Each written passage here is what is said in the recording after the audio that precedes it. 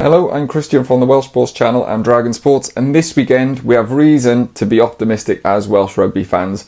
First of all, the Director of Rugby position was finally announced. We've got Dave Redding coming in with a really impressive CV and a lot of pedigree from other sports. He was part of Clive Woodward's World Cup winning setter. He then went to Team GB and was in charge of the elite performance for London 2012, and then moved on to the England FA, where he was part of their pathways and their performance as well. So he's got the background and he's got the ability to bring everyone together, get the processes in place so the academies, the regions and the national team all work together to improve performances on the pitch. And I think he's a great appointment. On the regions then, we had three really good results. The Ospreys played Dragons and it was a bonus point win. It keeps them in the hunt for the playoffs.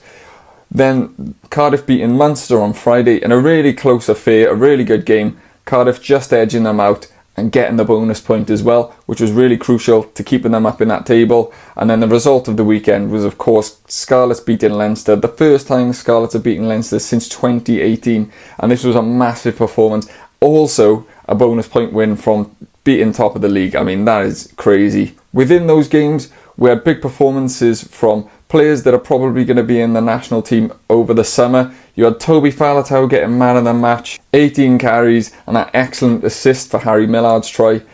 Then for the Scarlets, you had Tane Plumtree, 14 carries, 2 line breaks, 2 turnovers and a try. That is a hell of a performance from Plumtree. And then Kieran Hardy, who was man of the match in the Ospreys game, 1 try, but an excellent kicking performance and completely controlled the game throughout. For the Dragons, there is some solace though. There's a lot of young players coming through. They've blooded a lot of players this season, and there's reason to be excited for next year when they have the likes of Brodie Coughlin, Dylan Kelleher-Griffiths coming through. Harry Rees-Weldon got his debut this weekend and scored. Hugh Anderson's been excellent. So there's a lot of young players that have been blooded and they would have gained experience this year. It's been a tough year, but they've got some experience and can build for the future. And headed into the last 2 weekends of the season, we've got potential of 3 teams get into the latter stages and get into the playoffs of the URC, which means Welsh players being informed going into an important summer tour where we tour Japan. There's multiple places up for grabs.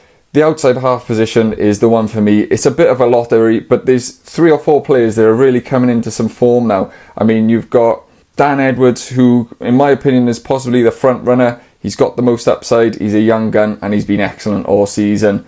For the Scarlets, Costello did come back this weekend. He did go off with a HIA, but he looked good in parts, a little bit rusty, but that's to be expected considering how long he's had off. I still think there's a lot to come for Wales from Costello. For Cardiff, Sheedy was really good, pulled the strings again, had a couple of good performances in a row now, and he's definitely got to be within the conversation for a recall up for Wales. And then away from Wales, you got Jared Evans, and depending on what Gareth Anscombe does, there's options there now, and I'll be interested to see who gets the nod going into the summer. That's what I think. Let me know what you think, and I'll catch you on the next one.